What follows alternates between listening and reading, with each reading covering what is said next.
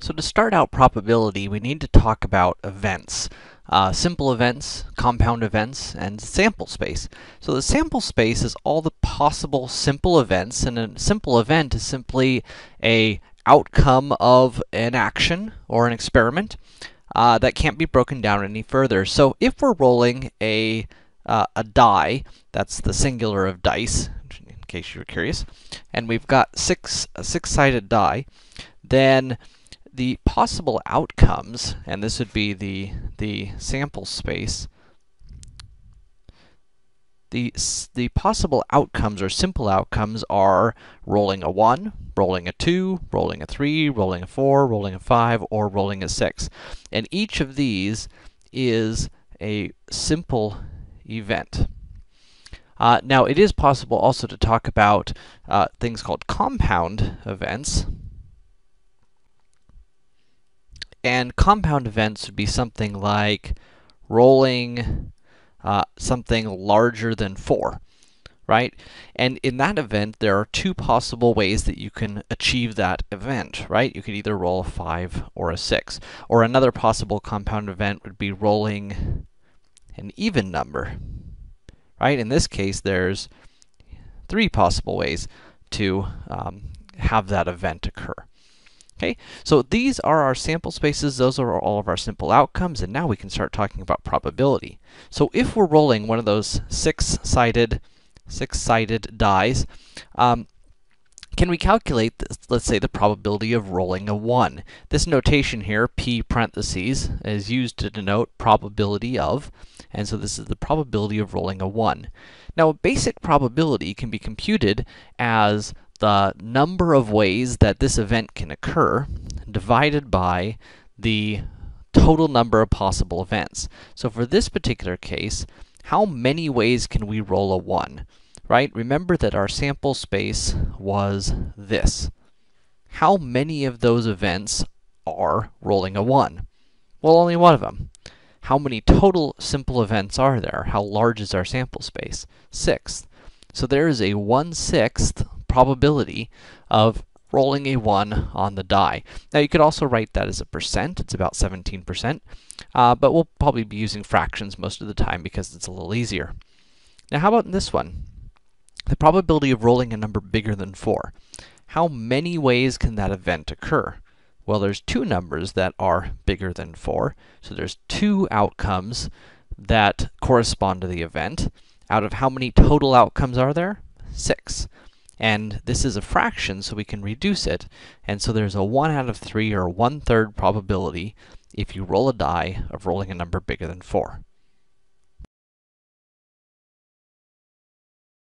So now let's continue talking about sort of basic probabilities. So let's say you have a bag with 20 cherries, 14 of which are sweet and 6 sour. If you pick a cherry at random, what's the probability it will be sweet? So again, we say, how many ways can, out of all of the outcomes, how many ways can our event occur? In this case, in order to be sweet, there are 14 ways that we could end up with a sweet cherry. Out of how many possible outcomes? Well, there's 20 possible cherries that we could have picked. So there's a 14 out of 20, or 7 out of 10, or if you wanted to, you could also say 70% chance, or probability that our cherry will be sweet. Now, that is, of course, assuming that all of our cherries are actually the same in shape and size. If they happen to look different, then that might not be the case. Let's look at another one. Let's find the probability of randomly drawing one card from a standard deck of cards and getting an ace. Now, if you're not familiar with a deck of cards, here's what they look like. There are 4 suits. This top one is called a spade, and then diamonds, clubs, and hearts. There are the numbers 2 through 10, an ace, which sort of corresponds with a 1, and then these 3 are called face cards, the jack, the queen, and the king. So the question was, compute the probability of randomly drawing one card from a deck and getting an ace. Well, again, we would need to say how many ways can that event occur out of all the possibilities. So there are 13 different cards for each of 4 suits. So there are 52 possible cards in the deck. Out of those, how many of them are aces? 1, 2, 3, 4. And so there is a 4 out of 52, or 1/13, or if you wanted it in decimals, you could say 0.0769, or about 7.69% probability or chance of randomly drawing a card from the deck and getting an ace.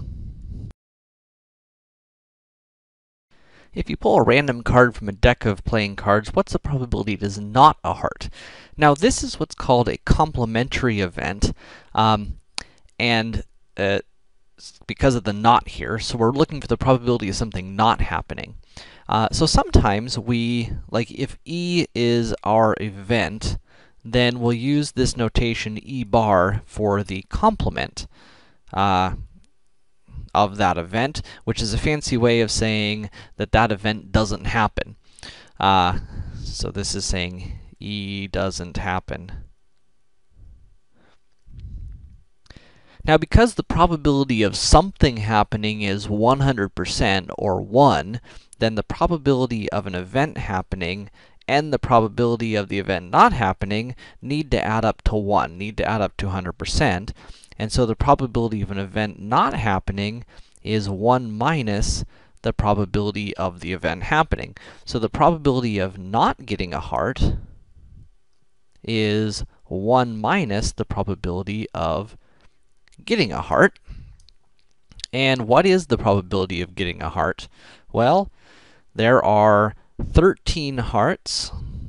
There are 13 hearts out of the 52 cards in the deck, so 1 minus 1/4, and that would be 3/4. So there's a 3/4 or 75% probability of not getting a heart, and these are complementary events.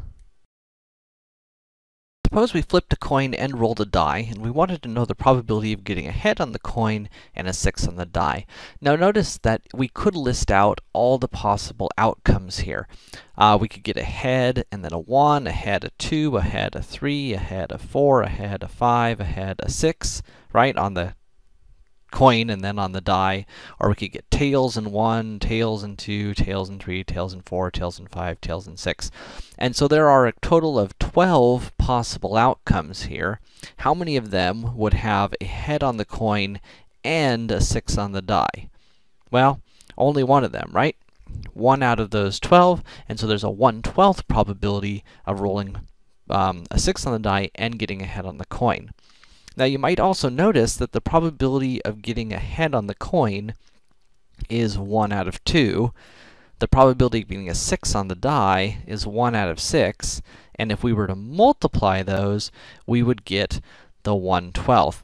And it turns out to be true that the probability of both events happening is the probability of A times the probability of B if A and B are what's called independent. Now, independence means that the result of the head of the coin flip does not depend or affect the result of the roll of the die. Let's look at some examples. Suppose we toss a fair coin twice. The first event is the first toss, and the second event is whether or not the second toss is a heads. Are these independent events? Yes, these are independent. Independent. Why? Because the result of the second coin toss does not depend upon the first one. The second toss has no idea whether the first toss was a head or not. How about the two events? It will rain tomorrow in Houston, and it will rain tomorrow in Galveston, which is a city near Houston. These are not independent because the cities are close together. They're likely to have similar weather patterns, and so these are not independent events. How about you draw a card from the deck and then draw a second card without replacing the first? This is, again, not independent because the result of the first draw will affect the result of the second draw. For example, if we're asking about, let's say, the probability of getting an ace, the likelihood of getting an ace on the second draw depends upon whether or not we got an ace on the first draw. So these are not independent. But if two things are independent, then we can go ahead and use that multiplication idea. So for example, in your drawer you have 10 pairs of socks, 6 of which are white, and 7 t-shirts, 3 of which are white. If you randomly reach in and pull out a pair of socks and a t-shirt, what's the probability both are white? Well, the probability of white socks is, let's see, there's 6 white out of 10 pairs, right? The probability of a white tee is, let's see, 3 of them are white out of 10. So the probability that both of them will be white will simply be the likelihood of the first being white times the likelihood of the second one being white, because the probabilities, oops, that's not right. It's not out of 10. It's out of 7, right? 3 out of 7. Sorry. So the probability of both of them being white is this, and we can simply multiply them because the probability of pulling out of the t-shirt being white is not dependent upon the probability of the socks being white. So we can go ahead and multiply that. That's 18 out of 70. In other words, there are 70 possible outcomes, and 18 of them involve both of them being white. And of course, we can reduce that fraction down to 9/35. So that's the probability that both of them are white. Later on, we'll look at how to deal with the non-independent case.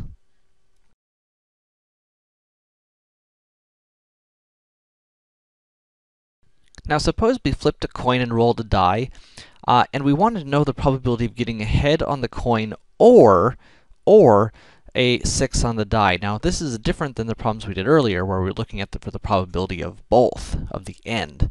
So, of course, the easiest way to do this for a simple problem like this is to say, well, how many of these outcomes, these 12 outcomes, how many of them have a head on the coin or a 6 on the die? And there are 1, 2, 3, 4, 5, 6, 7 outcomes that have either a head on the coin or a 6 on the die.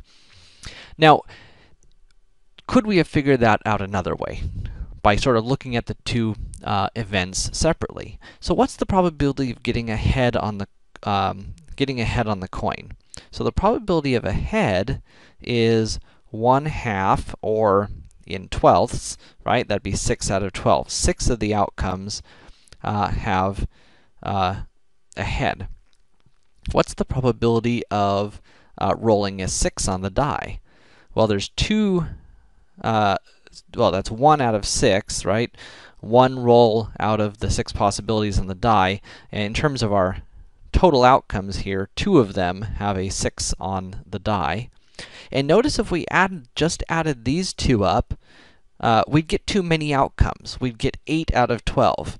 Why? Because we're counting 1, 2, 3, 4, 5, 6 for the heads, and we're counting 1, 2 for the 6s, but we've counted this value twice. So in order to compensate for that, we're going to have to subtract out that value that we double counted. So we're going to subtract out the probability of a heads and a 6, and there's 1 out of 12 there, and if we combine that, 6 plus 2 is 8, minus 1 is 7/12, and we get the same answer that we had there. So our basic rule here is that the probability of A or B is the probability of A plus the probability of B minus the probability of both. And we got to subtract out that and so that we're not double counting it. Let's see if we can use this. Now, suppose we draw one card from a standard deck. What's the probability that we get a queen or a king? Well, the probability of a queen is, let's see here, there's 4 of them out of the 52 cards in the deck. What's the probability of a king? 4 out of 52. What's the probability that the card is both a queen and a king? Well, none. It's impossible for a card to be both a king and a queen. It's one or the other. And so the probability of queen or king here is just 4 out of 52 plus 4 out of 52 minus 0 is 8 out of 52 is our probability there. Now, the reason that we ended up with this 0 here is because these two events, the probability of getting a queen and the probability of getting a king, are mutually exclusive. There's no overlaps. And so in this simple case, in this case of mutually exclusive, it turns out that the probability of getting a queen or king is just the probabilities of the queen plus the probability of the king, again, because they're mutually exclusive and there's no overlap. Now, that's not always the case, of course. So in our second problem here, what's the probability that we get a red card or a king? The probability of a red card is, let's see here, there are, half the deck is red, so that would be 26 out of the 52. What's the probability of a king? That's 4 out of 52. What's the probability that's red and a king? Now here we do have overlap because there are 2 red kings. And so for the probability of red or a king, we're going to have to add up the 2 individual probabilities and then subtract away the overlap, which leaves us with a probability of 28 out of 52 for the probability of getting a red card or a king.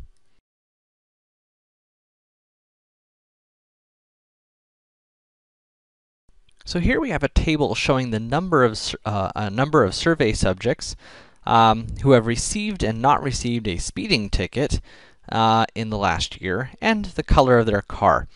And we're going to find the probability that if we were to choose one of these people at random, that that the person has a red car and got a speeding ticket, and then secondly, has a red car or got a speeding ticket.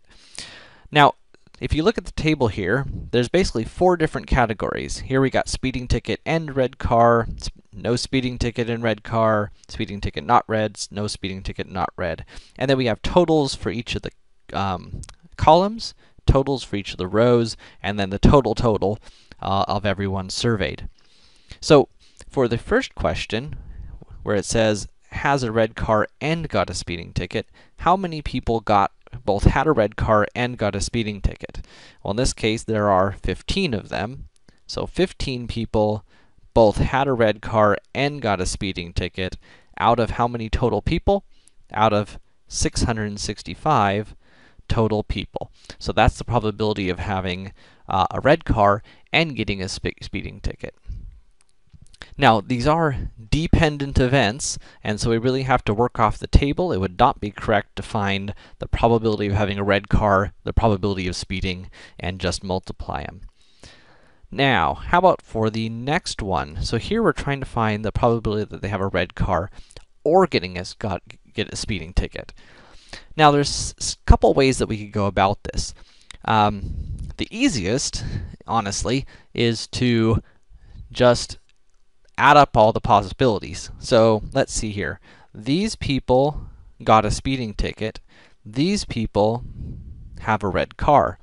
So we have a total of 45 plus 15 plus 135 is 195 total people who either got a speeding ticket or have a red car, and so our probability would be 195 out of 665. Now, we could have also done this the sort of longer formulaic way and said, well, let's look at the probability that they got a speeding ticket. That's 60 out of 665. And let's add to that the probability that they have a red car. That's 150 out of 665. And then subtract the duplicates, right? Subtract those that have both, right? Our end probability here. And if we do this, we'll get exactly the same answer. But when we have a small table like this, it's probably just as easy to just count up the possibilities. So what is the probability that 2 cards drawn at random from a deck of cards will both be aces? Now, you know that the probability of pulling 1 card and getting an ace is 4 out of 52. And so it's really tempting to say the probability of getting an ace and another ace is 4 out of 52 times 4 out of 52, right? Using our multiplication rule. Now, unfortunately, this is not going to work. Why? Because these 2 events are not independent. because after we pull out our first card, after we pull out the first ace, it changes not only the number of cards in the deck, but also the number of aces in the deck, right? So now for our first draw, right, probability of ace on the first draw is still 4 out of 52. But for our second draw, this is going to change. This is now the probability of an ace on the second draw, given, and we use this little bar for given, given an ace on the first draw. And this is what's called a conditional probability. So here, how many possible outcomes, how many possible cards can one draw on the second draw? There's only 51 cards left, and so it's going to be out of 51. Now, how many aces are left? There are only 3 aces left now, and so our probability ends up being 12 out of 2652, or in other words, 1 out of 221, rather than the 4 out of 52 times 4 out of 52. Okay, so again, this is called a conditional probability. Now, let's look at another case. Let's find the probability that a die rolled shows a 6 given, so again, this is a conditional probability, given that a flipped coin shows a head. So this is the probability of a 6 on a die given head on a coin. Now, in this case, we need to ask ourselves, are these two events independent? And the answer is yes. So in other words, this, in this particular case, doesn't matter. Why doesn't it matter? Because these are independent events. So the probability of rolling on the 6 on a die is the same as always. It is 1 out of 6. Let's look at one more case now. Let's look at a table of values here. These are the speeding ticket folks. So let's find the probability that they have a ticket given that they have a red car. So now we're given that they have a red car, so we know right away that we're only talking about these 150 people. So we're only talking about out of these 150 people. Now, out of those 150 people with a red car, so we already know that, how many of them got a ticket? Well, 15 of them got a ticket, so that's 15 out of 150, or 1 out of 10, or 10% of people with a red car also had a ticket. Now, different question now is, what's the probability that they have a red car given that they have a ticket? Now, this is not the same thing, because now we're limiting ourselves to these 60 people. So we have 60 people total who got a speeding ticket. How many of them had a red car? 15 of them had a red car. So 15 out of 60, or 1/4, or 25% of people with a speeding ticket had red cars. Right? So these are the conditional probabilities, and it is important to notice here that the order here does matter. It does matter which piece of information you're being given.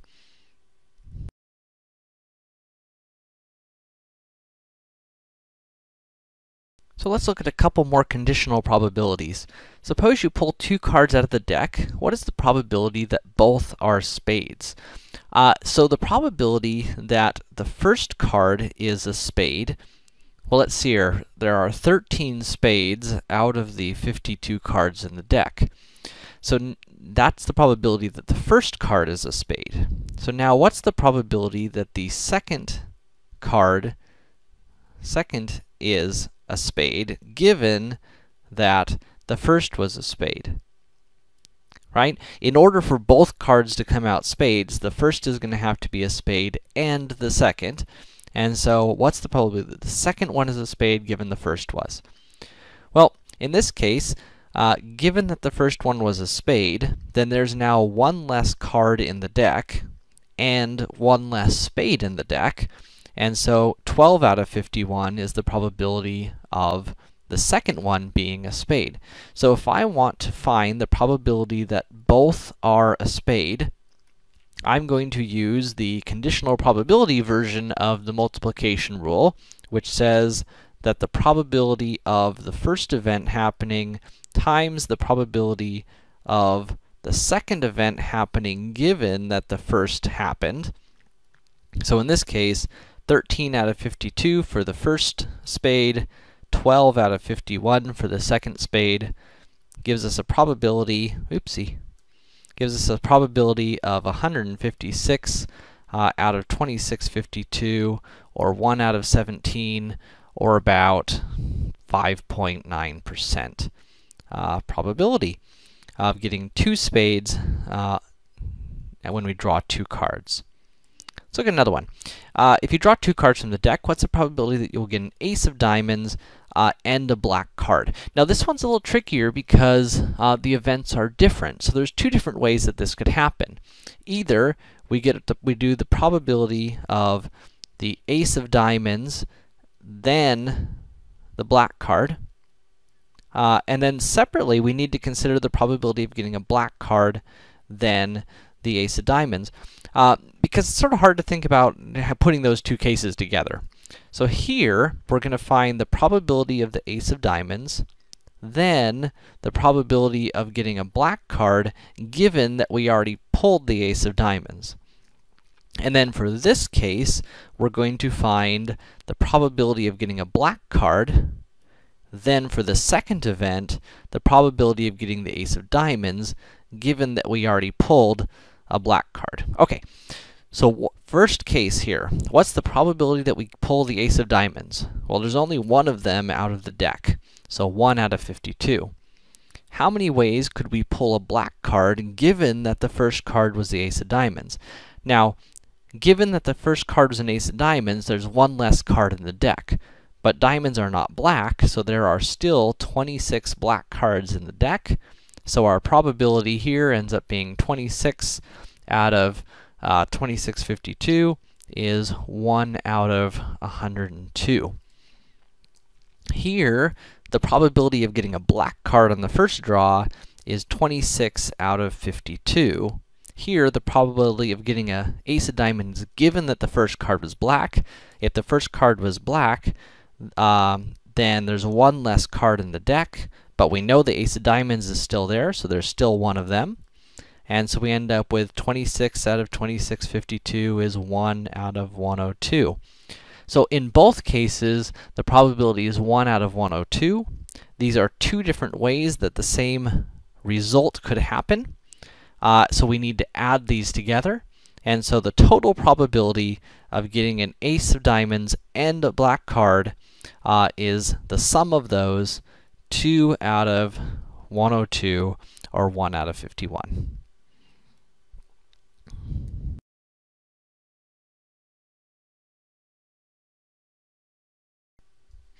So this looks at sort of an important application of conditional probability. So here we have a home pregnancy test that was given to women, and then pregnancy is verified through blood tests.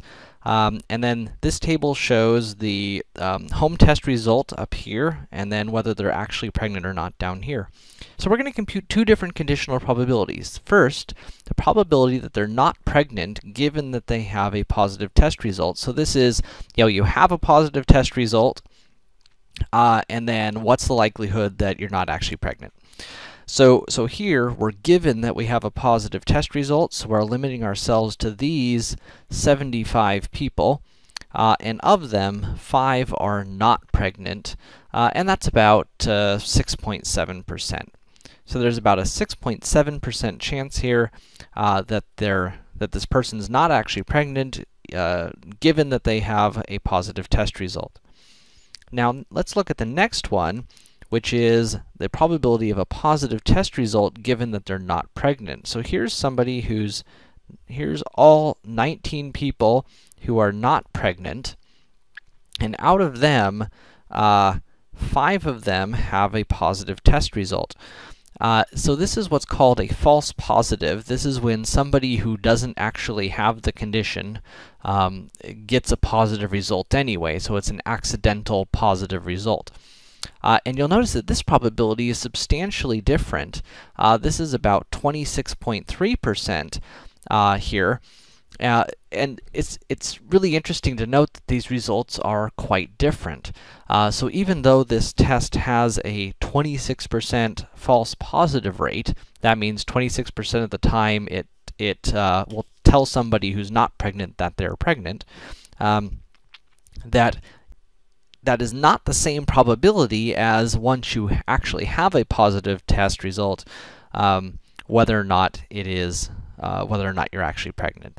Now, admittedly, this data is made up, but this basic idea does hold true for pretty much all tests of disease, and it all depends upon the incidence rate, how likely it is that you actually have either the disease or, in this case, the likelihood of being pregnant.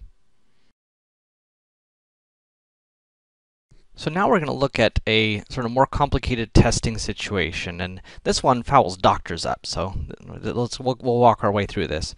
So suppose a certain disease has an incidence rate of 0.1%, that is, it afflicts 0.1% of the population. In other words, the probability of having this disease is 0.001, 0.1%. So a test has been devised to detect this disease. The test does not produce false negatives. In other words, anyone who has the disease will test positive for it. In other words, the probability of a positive test, given that the person has the disease, is 100%. They will definitely test positive if they have the disease. But the false positive rate is 5%. This means that the probability that somebody will test positive if they do not have the disease is 5%. So 5% of people will test positive even if they don't have the disease. So now if we randomly pick someone, what's the probability that they actually have the disease? In other words, what is the probability of the disease given that they test positive? And as we saw before, this is not going to be the same as the probability of a positive test given the disease. So let's work our way through this. So here I've broken down all that information again. So to think about this most simply, let's imagine that we have 1,000 people. Now, because the disease incidence rate is 0.001, or 1 out of 1,000, then that tells me that out of these 1,000 people, 1 of them will have the disease, and 999 of them will not have the disease, on average. Now, if they have the disease, we know that they're going to test positive, and so this one person is going to have a positive test result. There are no people who have the disease and test negative. But now, out of these 99 people who do not have the disease, we know that 5% of them are going to test positive. So 5% of our 999 people is 49.95, or about 50. So let's just call it 50. So 50 people are going to test positive who don't actually have the disease, and the other 949 are going to test negative. So that leaves us 51 people testing positive for the disease. Now remember, what we're really interested in is what is the probability that you have the disease given that you tested positive. Well, now we have enough information to figure that out. How many people tested positive? 51. How many of them actually have the disease? 1. And that comes out to about 1.96%. So, remarkably, even though this test has no false negatives and only a 5% false positives rate, if you test positive for this disease, there's only a 2% chance that you actually have it. And that should be surprising, but that is the result of our probability.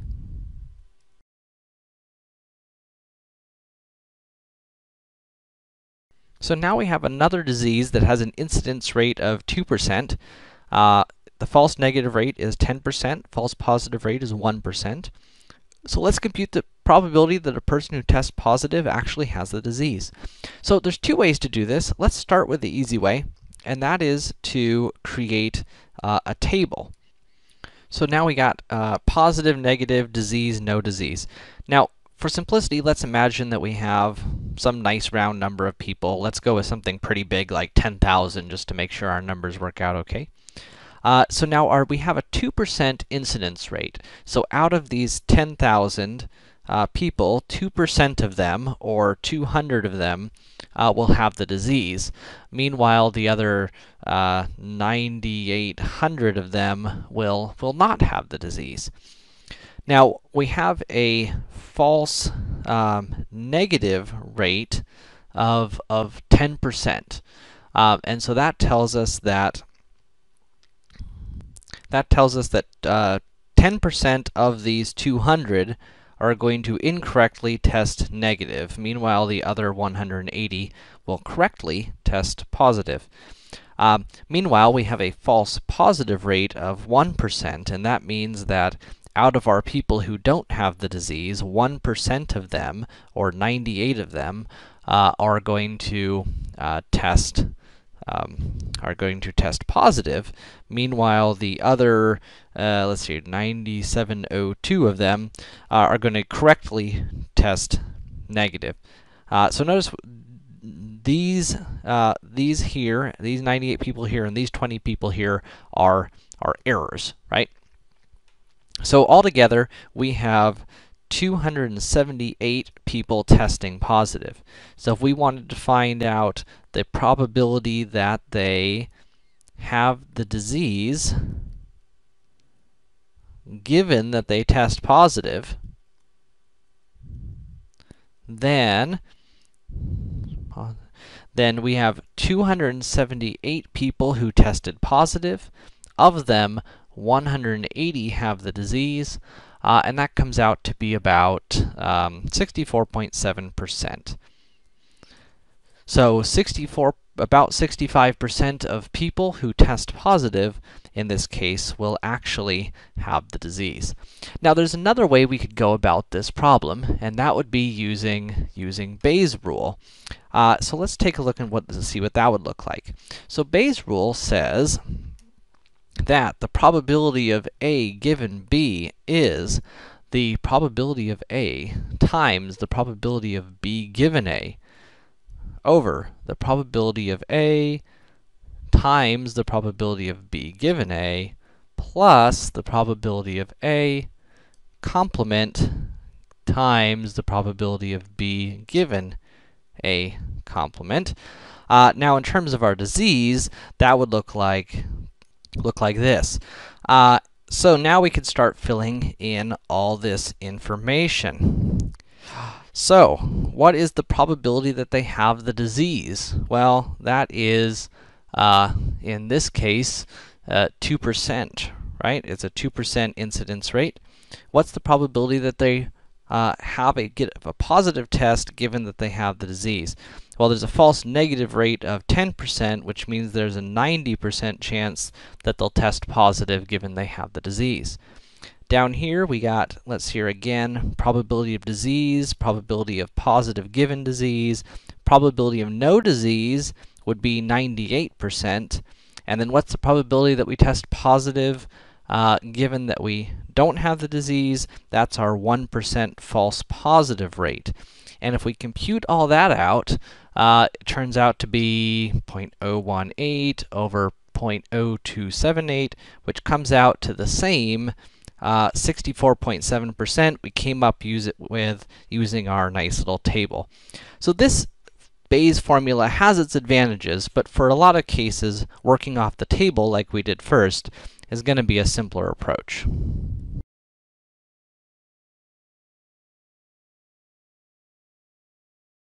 So now we're going to talk about counting for a while.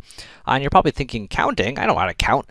But we're going to talk about counting really large amounts of stuff. So here's an example. Suppose a restaurant, you have 3 choices of appetizer, 5 choices for a main course, and you're allowed to choose exactly 1 from each category.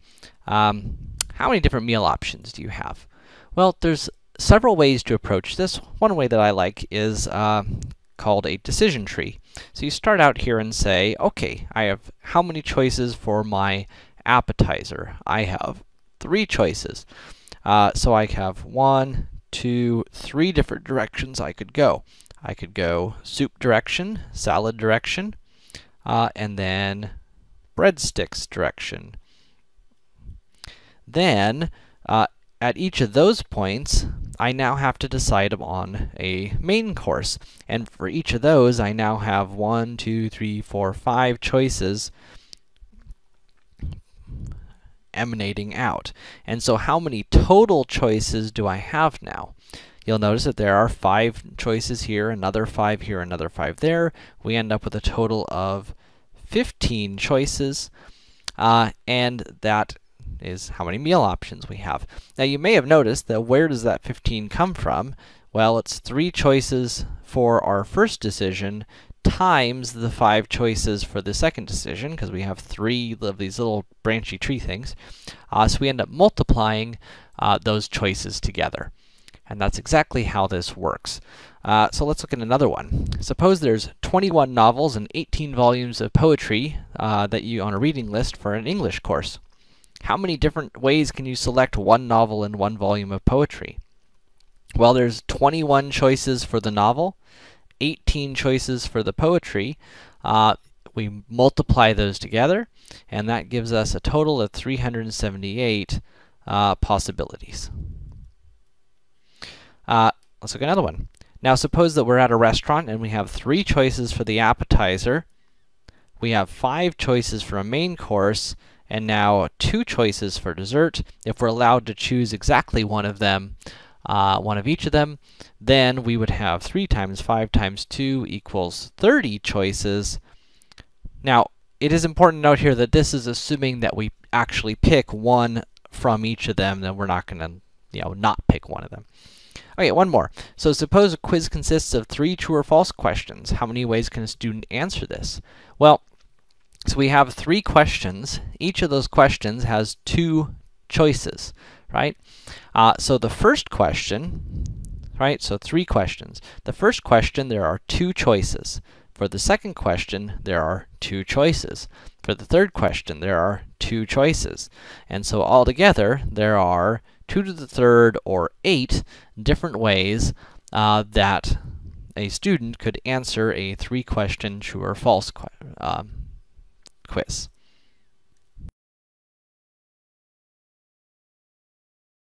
So how many different ways could the letters of the word math be rearranged to form a 4-letter code word? So we have 4 letters, and we can ask ourselves, how many choices do we have for the first letter? Well, we have 4 choices. How many choices do we have for the second letter? Now we're rearranging the letters, so we can't use any letters twice, and so there would only be 3 choices for the second letter. How about for the third letter? 2 choices, and then there's only 1 choice for the last letter because there's only 1 letter left. And so we'd end up with 24 different code words that we could create out of the letters of math. Now notice that's different than saying use the letters from math and you can have repeats. If we could have repeats, we'd have 4 times 4 times 4 times 4, or 4 to the 4th, different code words, and that'd be 256 different code words. We'd have a lot more if we allowed repeats, but here we're not allowing repeats. We end up with 24 possibilities. Now this sort of computation is done so often that we come up with a shorthand notation for it, called the factorial. Factorial. In general, the idea is that n factorial means that number times 1 less times 1 less times, keep on going down all the way down to till you get down to 1. So it's multiplying numbers in decreasing order till you get down to 1. So this is 4 factorial, 4 times 3 times 2 times 1. Okay, let's look at another problem. How many ways can 5 different door prizes be distributed among 5 people? So we've got 5 people, and we got 5 different prizes. So how many choices are there for the first person? 5. How about for the second? 4, 3, 2, and 1, or in other words, 5 factorial. And if you can find the factorial button on your calculator, it'll make your life a little easier here than hitting multiplication, 5 times 4 times 3 times 2 times 1. But either way, we come up with 120 different ways to distribute those prizes. Now let's look at a slightly different one. Charity event is attended by 25 people, and we're going to give away 3 prizes, and they're different prizes. No person receives more than 1 prize. How many different ways can we distribute these?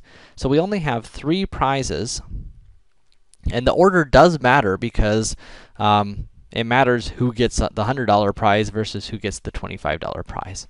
So how many choices do we have for the first prize, for the $100 prize? Well, there's 25 people, so there are 25 possibilities for that prize. How about for the second one, for the $25 prize? Well, there's no repeats, right? No person receives more than 1 prize, so there's only 24 people now. And for the last prize, for the $10 prize, there's 23 people.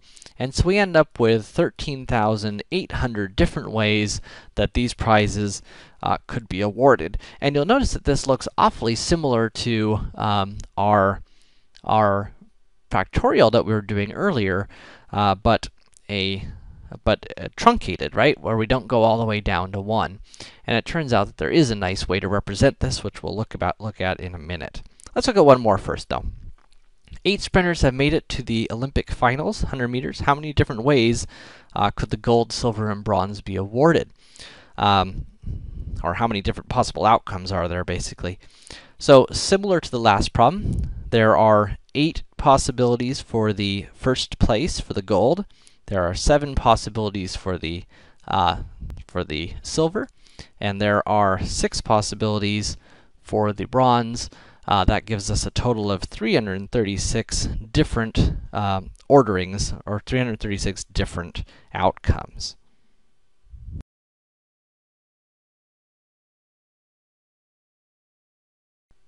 So I have 9 paintings and room to display only 4 of them on the wall at a time. How many different ways could I do this?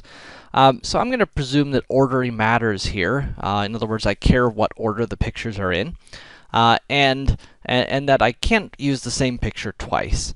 So we certainly could answer this question by saying, how many choices do I have for the first one, the second one, the third one, and the fourth one? And we could certainly do that and end up with our answer, 3,024 different orderings. Now, we're going to try to come up with another way to do this, and this thing is what we call a permutation. A permutation is a rearrangement of items where order matters, and we're selecting from a group. The usual notation is NPR, where N is the number of items, number of choices, and then R is how many we're going to pick, the number we pick. So R is the number we pick from our total number of choices. So this problem here would be 9P4. We have 9 choices, and from them we're going to pick 4 of them, and we're going to look at all the possible orderings or permutations of them. Now, there's several ways to calculate a permutation. One is the way we just did it, which is to just multiply 9 times 8 times 7 times 6. Another way to do it is to use factorials. You'll notice that this looks a lot like 9 factorial, which is 9 times 8 times 7 times 6 times 5 times 4 times 3 times 2 times 1, but it's not as much, right? We don't have the 5, 4, 3, 2, 1. So we can get rid of that by dividing by 5 factorial, which will then reduce all of those away, leaving us with just the 9876. So if we have NPR, it turns out we can compute that using factorials as n factorial over n minus r factorial. So in this case, when we had 9p4, that would be 9 factorial over 9 minus 4 factorial, or in other words, 9 factorial over 5 factorial, as we just saw here. The other way you can do this is if your calculator happens to have a permutations feature on it, you can ask it, what is 9p4? And it should spit out this 3024 answer for you. Now, this is kind of handy when we're looking at larger numbers. So let's look at one more example.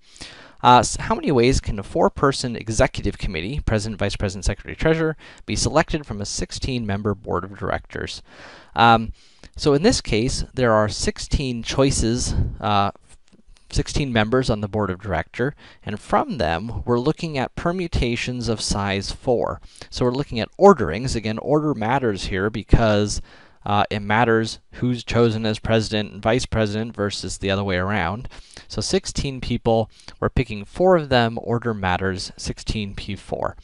Now, again, we could either compute this as 16 times 15 times 14 times 13, or 16 factorial over 16 minus 4 is 12 factorial, or we could pull out our calculators. Either way, we're going to end up with 43,680 different executive committees.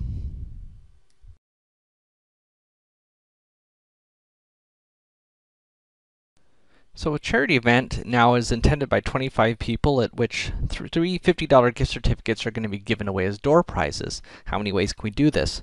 Now notice that all 3 prizes are the same here.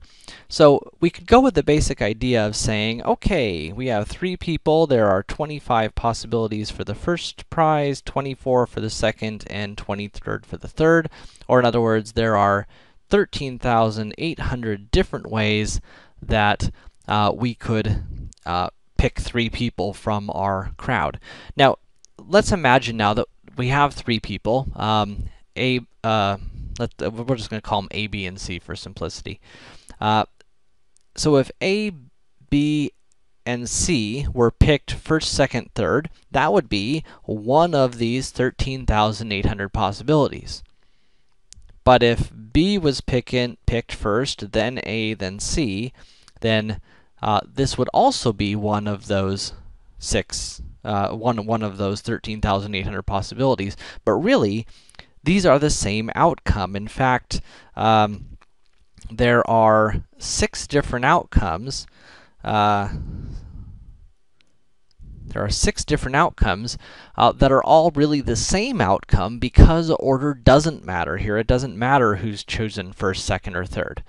So in order to compensate for this, we end up needing to take our 13,800 different permutations and divide it by 6 to come up with 23,000 what are called combinations. Combinations are what we call it when order doesn't matter. In other words, it doesn't matter who is chosen first.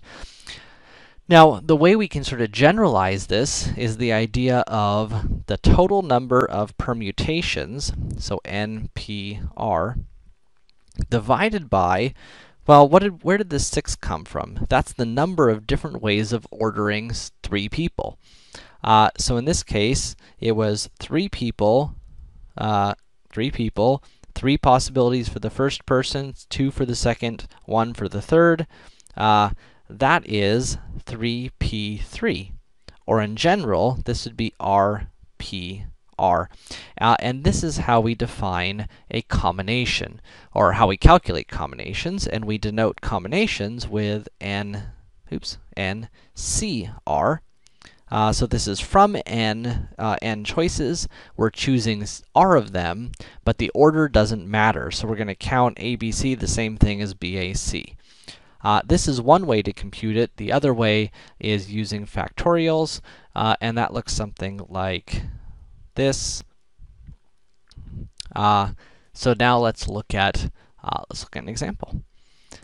So A group of 4 students is to be chosen from a 35-member class to represent the class on the student council. Now, order doesn't matter here because they're all just representatives. So in this case, from our 35 students, we're going to choose 4 of them, but the order doesn't matter, so this is a combination.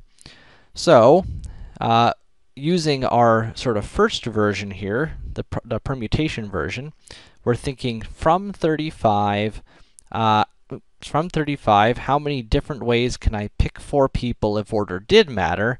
And then I'm going to divide that by the number of ways of ordering 4 people.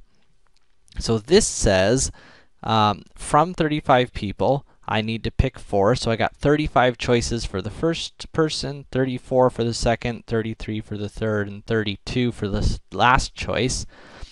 And then I'm going to divide that by the different ways of ordering 4 people. So then I have 4 choices for the first person, 3 for the second, 2 for the third, and 1 for the last. So this is the total number of ways of choosing 4 people if order matters, divided by the number of ways of ordering them, which takes care of the order, gives me 52,360 different combinations.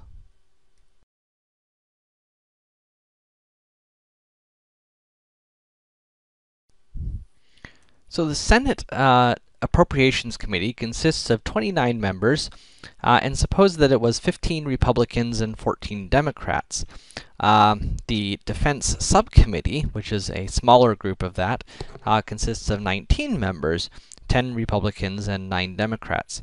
How many different ways could the members of the Defense Subcommittee be chosen from among the 29 senators on the Appropriations Committee?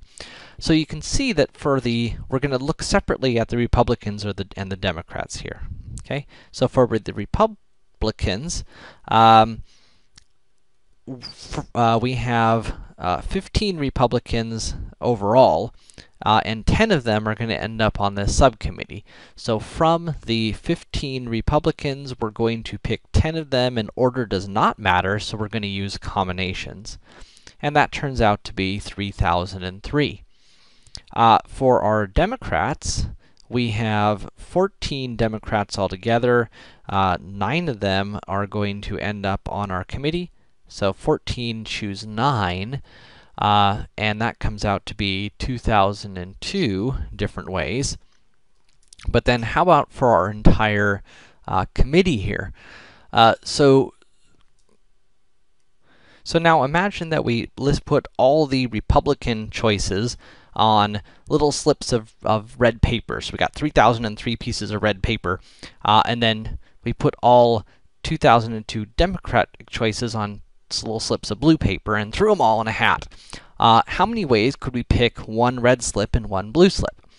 Well, there's 3,003 possibilities for choosing a Republican contingent, and there's 2,002 choices for choosing a Democratic contingent, and so we simply multiply those together just like our restaurant choices, and we end up with a very large number, over 6 million different ways of selecting the members of the subcommittee. So now we're going to compute some probabilities using counting. So a 4-digit PIN number is selected. What is the probability that there are no repeated digits? So that would mean that all the digits have to be different. So if I was going to pick 4 digits where all the digits are different, I would have 10 choices for the first digit, assuming we're allowing values 0, 1, 2, 3, 4, 5, 6, 7, 8, 9. We have 10 choices for the first digit, 9 for the second digit, because we're not going to allow repeats, 8 for the third digit, and 7 for the fourth digit, or in other words, that's 10p4, right? Is 5,040 different pins with no repeats. Now, in order to compute the probability, we're going to have to find the total number of pin numbers including repeats. So all pins. So if we consider all pins, that including allowing repeats, how many choices are there for the first number? 10. How many for the second number? Also 10, also 10, also 10, because we allow repeats, so there's no exclusions. So that's 10 to the fourth, and 10 to the fourth is 10,000. So there's 10,000 total pins.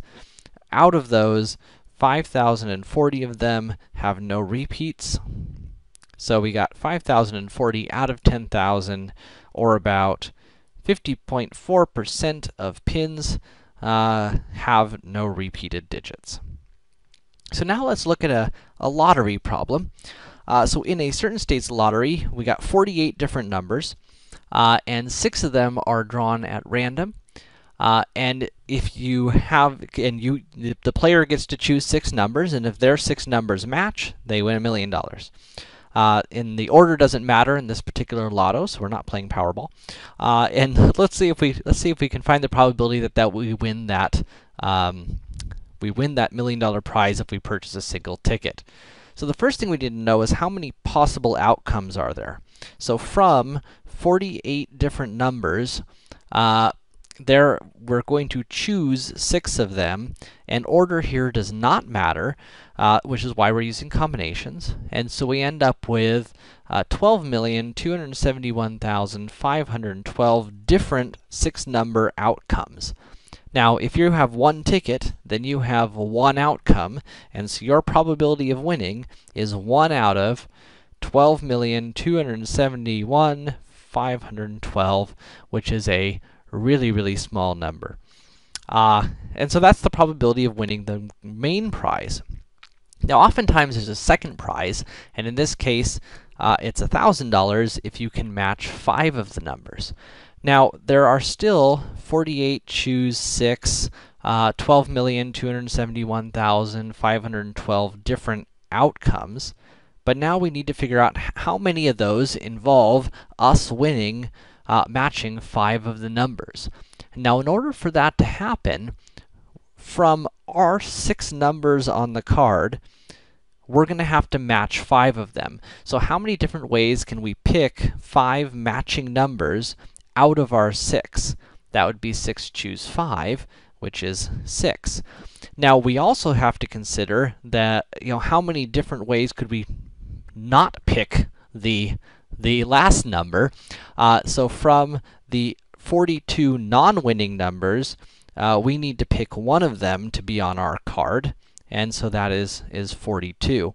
So our final probability of winning is going to be, there are that many. 42 times 6 is 252 different ways that we can match 5 numbers and not match the 6. Out of our 48 choose 6, out of our 12,271,512 total outcomes, and that gives us a, marginally higher probability of winning, though it's still pretty small.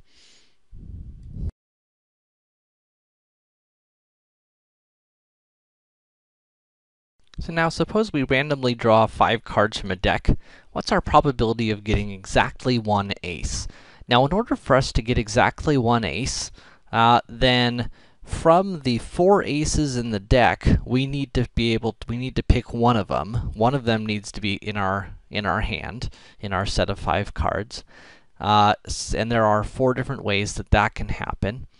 And then from the remaining 48 non-aces, we're going to need 4 of them.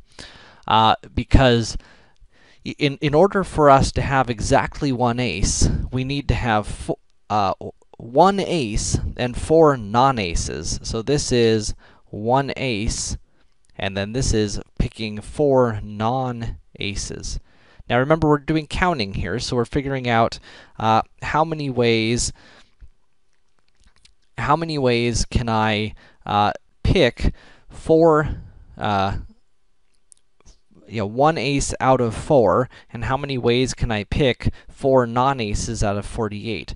And there are a fair number of ways of doing that. So our final probability, our probability of exactly 1 ace, is 4 choose 1 times 48 choose 4. Again, that's the picking 1 ace and 4 non-aces out of all the ways of picking 5 cards. That's 52 cards. I choose 5 of them. Altogether, that comes out to be about 778,320 out of all 2.5 million hands, and it turns out to be about 0.299, or in other words, there's about a 30% chance that out of 5 cards, one of them, exactly one of them, will be an ace. So now, what if we wanted to find the probability out of a 5-card hand of getting exactly 2 aces? So this is going to be very similar to the last one. Here, out of the 4 aces on in the deck, we're going to need to pick 2 of them, and out of all the non-aces in the deck, we're going to need to pick 3 of them this time, right? So we have a total of 5 cards, 2 aces, 3 non-aces, and that's out of all the ways that you can choose 5 cards out of 52. And that turns out to be about 0.0399. So there's about a 4% chance that out of 5-card hand, that you'll have exactly 2 aces, a pair of aces, in that hand.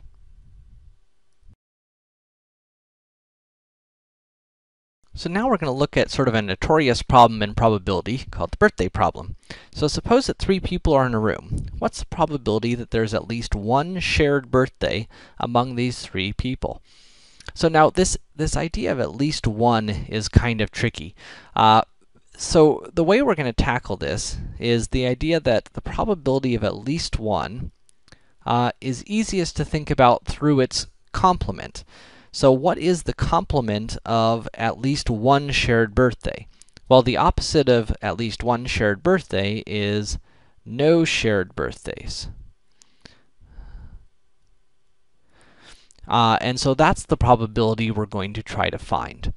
So let's see, in order for there to not be any shared birthdays, then each person is going to have a different birthday.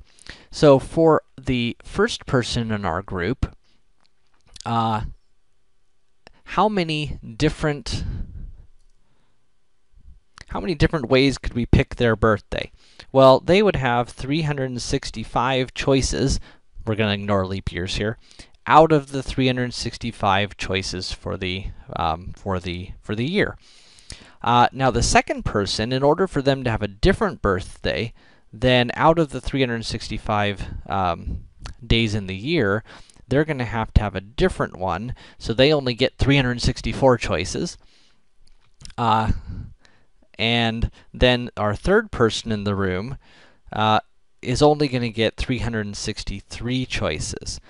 And so this is the probability of no shared birthday, the probability that each person has a different birthday.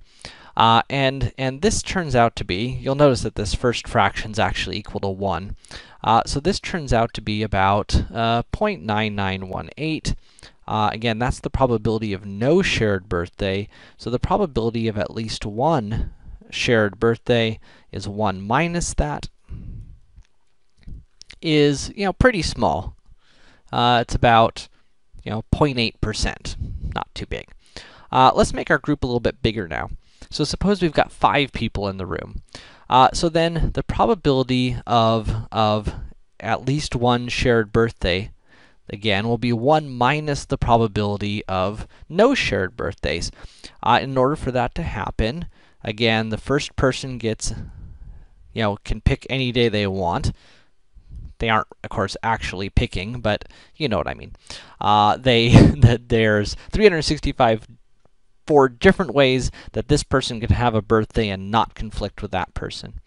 And we do this for each of our people in the room. And that would give us our answer. Turns out to be about 2.7%. But we could simplify this a lot if we notice that the denominator here is 365 to the we see that this is just 365 P5. So from 365, there's how many ways can we pick 5, or how many orderings are there? And in the bottom, we've got 365 multiplied together 5 times. That's 365 to the 5th power. And computing that, we get exactly the same answer that we had there. Now, this is really cool because now if we ask the question, what happens if we put 30 people in the room?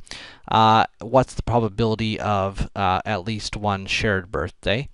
We can answer this pretty easily, because we can say, well, it's 1 minus the probability of no shared birthdays. No shared birthdays mean from 365 possible birthdays, we're going to how many ways could we pick 30 different birthdays out of, from 365, how many different ways could there be 30 birthdays, including repeats, right? And that's the same idea as our numerator and denominator there.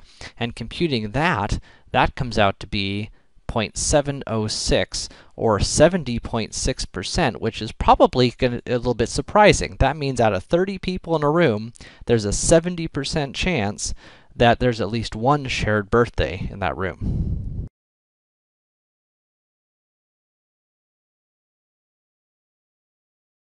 So in the game roulette, a wheel with 38 spaces, 18 red, 18 black, and 2 green, is spun. In one of the possible bets, a player bets $1 on a single number. If that number is spun on the wheel, then they receive $36, their original dollar plus 35 additional. Otherwise, they lose their dollar. So on average, how much money should a player expect to win or lose if they play this game repeatedly? So for winning, let's first talk about the probability of winning. If they bet on any one number, their probability of winning, is 1 out of 38. So then for losing, the probability of losing is the complement of that. So there are 37 ways that a player can lose. Now, to compute this idea of expected value, and we're talking here about sort of your expectations, then we can compute that expected value by multiplying the probability of winning times the value of winning, and adding to it, or subtracting from it, the probability of losing times the value of losing.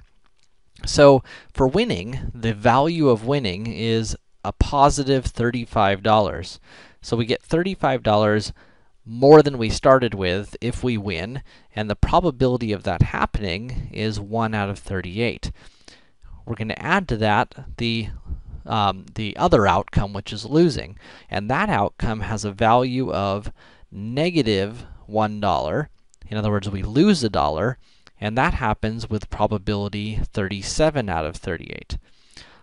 If we add those together, we end up with 35 over 38 minus 37 over 38 is negative 2 over 38, or in other words, about negative 0.053. So in other words, if you were to play this game, you should expect, on average, to lose about 5 cents per spin. So in other words, if you played for hours and played for thousands of spins, on average, you should expect to lose about 5 cents per spin. Sometimes you'll win, sometimes you'll lose, but on average, you'll lose about 5 cents per spin. So now let's look at a lottery problem. We looked at this lottery before, and we figured out that the probability of matching all 6 numbers was 1 out of all the possible choices. So it was 1 out of the ways of picking 6 numbers out of 48, which was 1 out of 12 million-ish. And the probability of matching 5 was, let's see here, we had to, from 6 numbers, we had to pick 5, and then from the 42 non-winning numbers, we had to pick 1, and we ended up with a probability of about 252 out of, again, that 12 million there. So now let's think about values. So this thing has a value of positive $1 million. This outcome has a value of positive $1,000. And then, of course, there's a probability of not matching anything, which is going to happen the rest of the time, right? So 1 minus the 253 out of 12,271,512. And this has a value of negative $1 because it costs $1 to play. So to compute our probability here, we're going to multiply this probability times this outcome, this probability times this outcome, and this probability times this outcome, and add those up.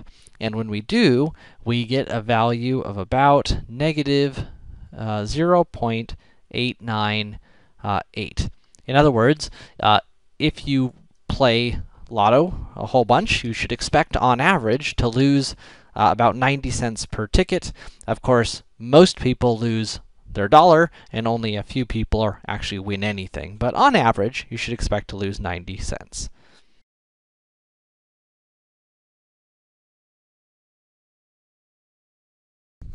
Okay, a 40-year-old man in the US has about a 0.242% risk of dying during the next year. An insurance company charges $275 for a life insurance policy that pays a $100,000 death benefit. In other words, it pays that if the person dies during the year. Otherwise, they just get their $275 and the person doesn't get anything. So what is the expected value for the person who's buying the insurance? So there's two possible outcomes here. So outcome number one, of course, is dying, and outcome number two is not dying. And each of those has an associated probability. The probability of dying, presumably, is 0.00242, and the probability of not dying, then, is the complement of that, which is 99758, right? 1 minus the probability of dying. And then the value of the outcome, well, the value of dying, and I know we're purely talking monetary values here, of course, not emotional values or life value, purely monetary. Then for the person buying the insurance and their family, the value of to them is the $100,000 they get minus the $275 they had to pay for the policy. So they have a positive net benefit of $99,725. If they don't die, then the financial value of the insurance is a negative $275. So our expected value then, is the probability multiplied by the value of the outcome plus our other probability times the value of its outcome. And altogether, that gives us a negative value of 33. In other words, if we had a bunch of people, thousands of people, who are, thousands of 40-year-old men, then on average, the men will have lost $33. Now, it's not surprising that this value is negative. That's the only way the insurance company can afford to offer policies. I mean, that $33 on average is what's paying for their expenses, and profits and everything else that goes into a business, for the agents and everything else. And really, the reason that they can afford to pay out that occasional $100,000 benefit is because of all the people who don't die who balance it out. So even though this has a negative expected value to the purchaser, there's certainly security, knowing that your family is cared for, benefits to having insurance, which might make that expense worthwhile.